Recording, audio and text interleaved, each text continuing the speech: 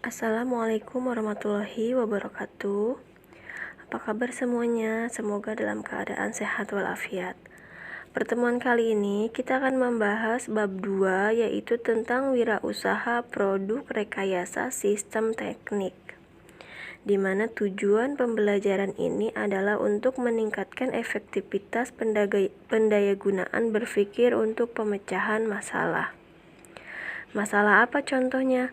Misalkan di wilayah setempat terjadi kekeringan gagal panen. Dibuatlah pengairan melalui sistem irigasi. Sistem irigasi ini yang disebut dengan salah satu produk rekayasa sistem teknik. Yang akan kita bahas pertama yaitu perencanaan usaha produk sistem teknik. Yang pertama yaitu ide dan peluang usaha produk sistem teknik. Menentukan ide dan peluang usaha perlu dibangun sedini mungkin melalui belajar mandiri, mengorganisasikan suatu pekerjaan secara sistematis, memecahkan permasalahan teknis, bekerja dalam tim, dan kesadaran akan kualitas dalam pembuatan produk rekayasa. Yang kedua yaitu sumber daya yang dibutuhkan. Kreativitas manusia sebagai sumber daya ekonomi memiliki nilai dan manfaat yang tinggi untuk meningkatkan perekonomian di Indonesia. Sumber daya pada usaha produk rekayasa sistem teknik meliputi ada man itu manusia, money atau uang, material atau bahan, mesin, metode atau cara, dan yang terakhir market yaitu pasar. Yang ketiga yaitu administrasi usaha.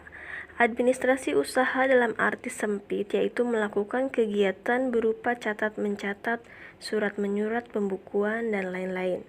Macam-macam kegiatan administrasi usaha antara lain surat menyurat, perjanjian dagang, pemesanan dan pengiriman produk, pemasaran produk, persediaan produk, kepegawaian, proses produksi, dan gudang. Yang keempat yaitu kebutuhan pasar terhadap produk sistem teknik. Ujung keberhasilan yang paling menentukan dari sebuah bisnis adalah respon dari konsumen. Tanggapan konsumen terhadap produk sistem elektronik sangat bergantung pada kepuasan mereka saat menggunakannya. Bila respon positif, produk otomatis akan mudah terjual, begitupun sebaliknya. Berikut adalah cara yang dapat digunakan untuk mengetahui kebutuhan pasar. Yang pertama, mencari tahu apa yang paling dibutuhkan konsumen. Kemudian tentukan produk sesuai profesi masyarakat. Yang ketiga, analisis pada permintaan masyarakat. Yang keempat, analisis pada penawaran yang mampu diproduksi oleh pengusaha. Yang terakhir, menentukan waktu yang tepat untuk meluncurkan produk. Produk usaha sistem teknik. Karya rekayasa inovatif dibuat untuk mempermudah dan meningkatkan efisiensi dan efektivitas dalam pembuatan produk.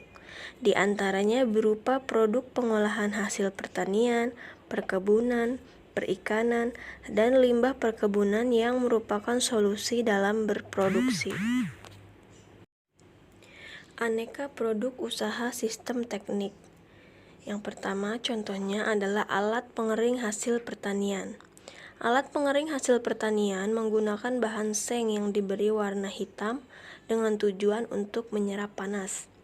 Sinar matahari diserap oleh benda atau seng berwarna gelap dan diteruskan ke dalam oven. Alat ini dibuat untuk mengurangi kadar air hasil pertanian. Bakinya itu berfungsi sebagai wadah bahan yang dikeringkan di dalam ruang pengering sebagaimana pada proses penjemuran secara alami, sehingga mengenai permukaan bahan yang akan dikeringkan. Contoh yang kedua yaitu kompor batik. Kompor listrik untuk membatik digunakan untuk menggantikan kompor sumbu yang menggunakan minyak tanah yang saat ini jarang didapat. Hal ini dapat menghemat biaya produksi untuk memanaskan lilin atau malam untuk membatik. Kompor listrik didesain menggunakan elemen pemanas yang dibuat spiral yang dialiri arus listrik. Alat ini mengonversi energi listrik menjadi energi panas. Kompor dilengkapi dengan saklar dan potensimeter serta lampu indikator. Yang ketiga adalah mesin cetak batako dan popping block. Agar mendapatkan bentuk dan ukuran yang seragam, batako dan popping kini tak lagi dibuat secara manual, melainkan dengan menggunakan mesin khusus yang disebut mesin cetak batako atau popping block. Mesin pencetak batako popping dibuat dari sebagian besar bahan logam dan dirakit secara sederhana. Cara kerjanya pun terbilang sederhana. Cukup dengan memasukkan bahan ke dalam lubang yang terdapat pada cetakan, kemudian mesin digetarkan dengan dukungan mesin diesel atau elektromotor. Setelah mesin digetarkan, bahan akan memadat. Bahan yang telah memadat tersebut ditekan kembali dengan elemen mesin yang dinamakan gravitasi drop. Elemen gravitasi drop inilah yang menjadikan batako popping memiliki tingkat kepadatan yang maksimal. Yang keempat yaitu food processor. Food processor sering diartikan sebagai peralatan masak yang mempunyai banyak fungsi. Namun di era sekarang ini, food processor lebih mengarah pada peralatan dapur yang berfungsi untuk mengolah atau menggiling bahan masakan. Alat ini mempunyai beberapa jenis pisau yang dapat diganti sesuai kebutuhan untuk mengolah bahan makanan, seperti bumbu, buah, dan sayuran. Food processor dilengkapi dengan wadah atau tabung stainless steel anti karat, sehingga hasilnya akan lebih bersih, higienis, dan mesinnya awet. Manfaat produk usaha sistem teknik. Manfaat karya rekayasa produk peralatan sistem teknik adalah sebagai berikut. Pertama, keberadaan karya produk usaha sistem teknik memberikan manfaat bagi kesejahteraan masyarakat yang menggunakannya. Yang kedua, solusi bagi peningkatan produktivitas dan efektivitas dalam menjalankan produk usaha rumahan. Yang ketiga, memberikan kemudahan serta meningkatkan kualitas dan jumlah dalam berproduksi. Keempat, memacu kreativitas dan inovasi dalam membuatannya. Kelima, terciptanya lapangan pekerjaan untuk mewujudkan karya inovasi.